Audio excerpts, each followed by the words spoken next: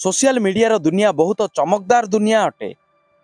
जेतेबेले आमे याहकु देखुचे आमको तो बहुत सुंदर लगुच, किंतु जेमिति ए दुनिया भितर को पशुचे एवं कौनसी व्यक्ति को विश्वास करुचे किंबा भल पाउचे सेतेबेले जानिबाकु मिलुछि जे से वास्तव में केते सत्य आउ केते मिछ। आजिरो कहानी जहाँ मु आपनकु सुनाइबाकु जाउछि एई कहानी रे भी बिल्कुल एपरी ही होइछि। सोशल मीडिया माध्यम रे दुई जण मिसिथिले, दुहींको मध्यरे प्रेम होइथिला, दुई जण बेस पाखकु आसी जाइथिले, दुहे दुहींको साथीरे जीवा आउ मरिबार शपथ खाइथिले।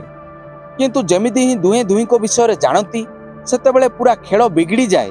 खेल एते मात्रा रे बिगड़ी जाए जे गोटे नुह बरं दुईटी मर्डर हो जाए। आउ जेबे एहार खुलासा हुए सेतेबेले लोकमानंकु विश्वास हुएनि जे सत्यकु लुचाइबाकु जाई जणे एपरी केमिति करि पारे। आउ एई सोशल मीडिया एपरी एक दुनिया ए भितर को जेतिकी पशिबाकु चेष्टा करिवो सेतिकी ही फसी जिवो। आजिरो कहानी एपरी दुईटी मर्डर जहाकु सुनिबा परे आपनकु मध्य आश्चर्य लागिबो। नमस्कार, जय जगन्नाथ बंधुगण। आजिरो सत्य घटनाटी हेउछि छत्तीसगढ़ एक जिला कबीरधाम आउ एठाकार ही एक मुख्यालय कब्रधाम।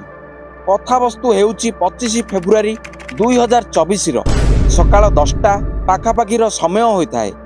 एई कब्रधाम सहर रे गोटे वीआईपी कॉलोनी रहिथाए जहार नाम शिक्षक कॉलोनी। एठारे थिबा जणे वयस्क शिक्षक से निज घर भितरे एठाकु सेठाकु बुलुछंती आउ पूरा घर भितरे चारिआडे घुरी बुलिबा परे कहउचंती मते ए घर भितरु बारंबार दुर्गंध आसुची, बुझा पड़ुनी ए दुर्गंध केउ आडु आसुची। सेतेबेले तांको घरु जणे महिला कहूची आम घर तो ठीक ठाक अच्छी किंतु मते लागुची पड़ोसी घरु दुर्गंध आसुची आउ पड़ोसी घर सर्वदा असना करी रखुचंती। जेमिति ही शिक्षक जनक एपरी सुनिले निज घररू बाहरी पड़ोसी घर को जाउछंती आउ सेठाकु जाई कहउचंती तुमे तुम घर टिके सफा सुतरा प्रति ध्यान दियो, तुम घरु सर्वदा दुर्गंध बाहरुची। जेतेबेले एपरी कथा पड़ोसी को जाई कुहा जाउची, पड़ोसी जनक कहूची आम घरु नहीं बरं दुर्गंध आपणक घरु बाहरुची। एति मध्यरे दुहींको मध्यरे पाटितुंड हेउची एवं दुहे निज निज घर को चली जाउछंती। जेमिति जेमिति समय आगको बितुथिला सेमिति सेमिति दुर्गंधर मात्रा लगातार वृद्धि पाउथिला। एई घर ठारू अल्प दूर रे पाखापाखि 100 मीटर दूर रे एसपी सारंक ऑफिस रही थाए। एसपी सार ऑफिस को आसुथिबा कर्मचारी को कहउचंती आजिरो परिवेश टिके अलगा लागुनी, अर्थात ऑफिस भीतर को किछि दुर्गंध आसुची ना। सेतेबेले कार्यरत समस्त कर्मचारी मध्यरे हड़कंप हो जाए। समस्ते ऑफिस साफ सफाई करिबारे लागि पड़ती एवं ऑफिस को सुगंधित करिबारे लागि पड़ुछंती। किंतु जेमिति जेमिति दिन बढ़ुताए सेमिति सेमिति दुर्गंध भी बढ़ुतिला। संध्या 5टा हो जाए, ऑफिस बंद हो जाए।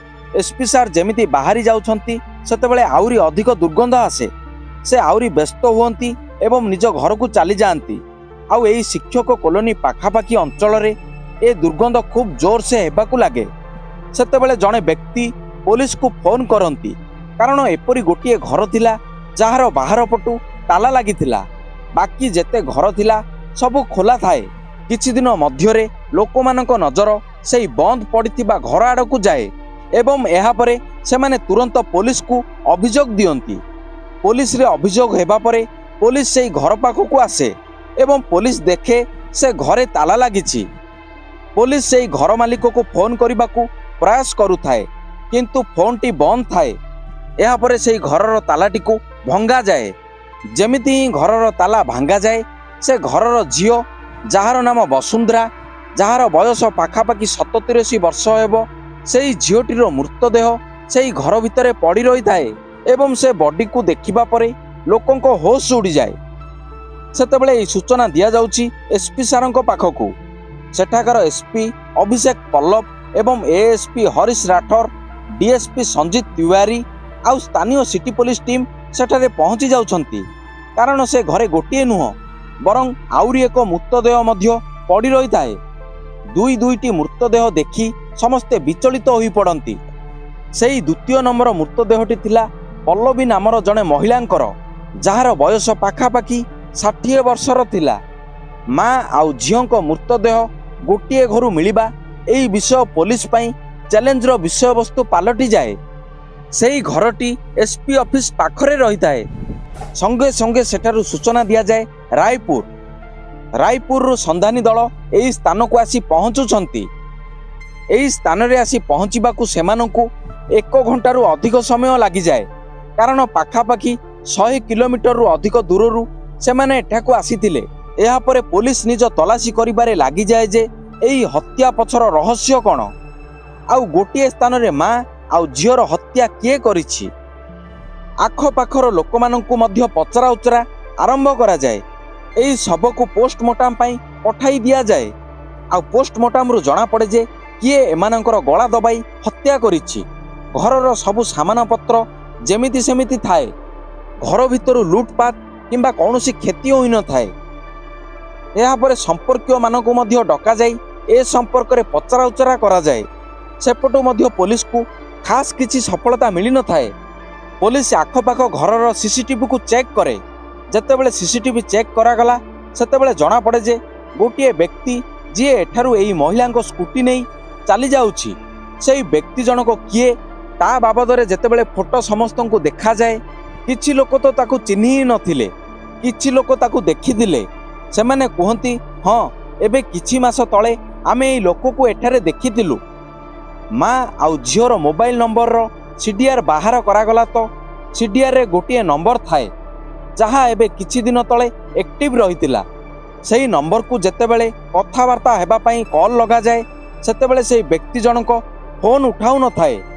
एहा परे पुलिस 100 किलोमीटर दूर रास्तार सफर करी बिलासपुर रु जनकू संदेह करी पुलिस सेही स्थान रे जाई पहुंची जाउछि एवं सेही संदेह होइतिबा व्यक्ति को पचरा उचरा करिबा आरंभ करि देउछि।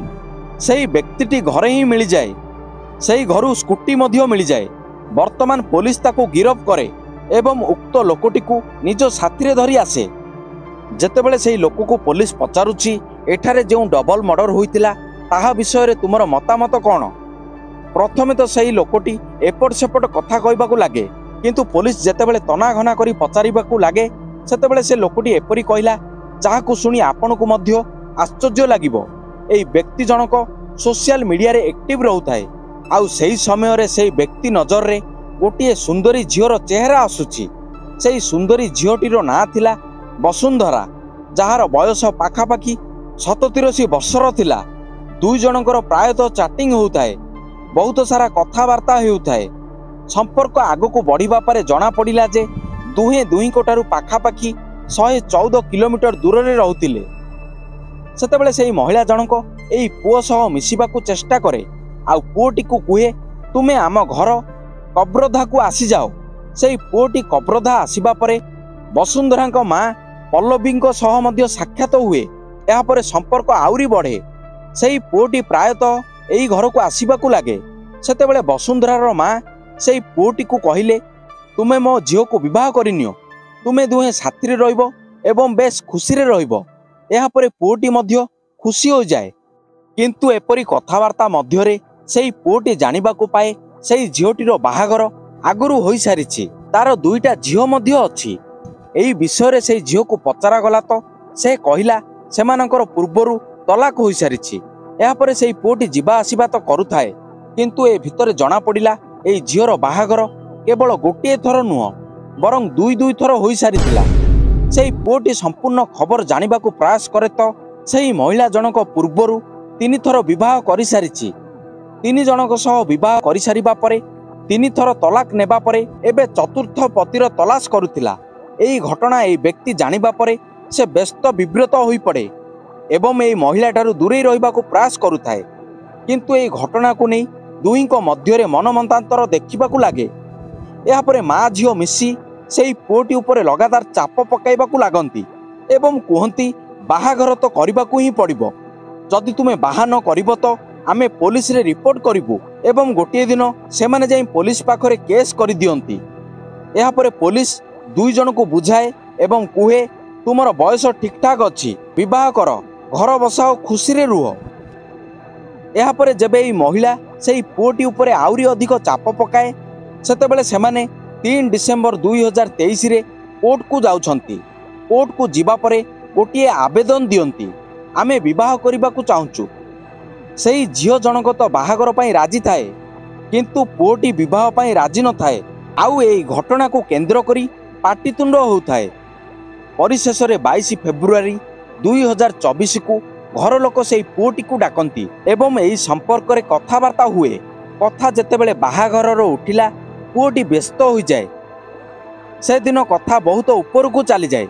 सेतेबेले से पुओटी मनरे चिंता करे आज किछि तो रास्ता अवश्य करी। सेतेबेले से पुओटी वसुंधरा को छाती नहीं ब्यूटी पार्लर नहीं जाउछि। वसुंधरा को ब्यूटी पार्लर छाड़िबा परे पुणी थरे से ता घर को फेरी आसुछि। घर को आसी घरे थिबा 60 वर्षीय महिला पल्लवी को गला दबाई हत्या कर दिए। ठीक सेतेबेले वसुंधरार एंट्री घर को हुए।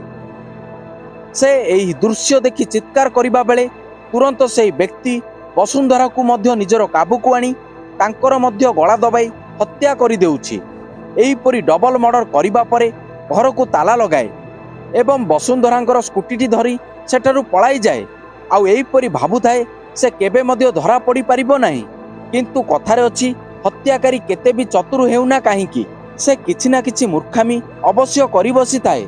आउ सेही मूर्खामी थिला से सेमानकर स्कूटी नहीं पळई जिबा आउ फोन रे एक्टिव रहिबा। या परे पुलिस जेतेबेले सीसीटीवी जांच करे सेतेबेले सेही लोकटी को सहजरे गिरफ्त करि दिए। या परे एबे एही मामला चलीछि एवं दोषी को कठोररु कठोर दंड दिया जिवो। जदि एही मामला रे अन्य केही मध्य संपृक्त थांती ताहले तांको मध्य गिरफ्त करा जिवो। दर्शक बंधु एही पूरा घटना को आपन को सुनाइबार उद्देश्य काहा मन को आघात देबा किंबा किछि भूल को प्रशय देबा नुह बरं समाज रे घटुतिबा अपराध को सामना को आनी आपन को सचेतना एवं जागृत करिबा पई अटे।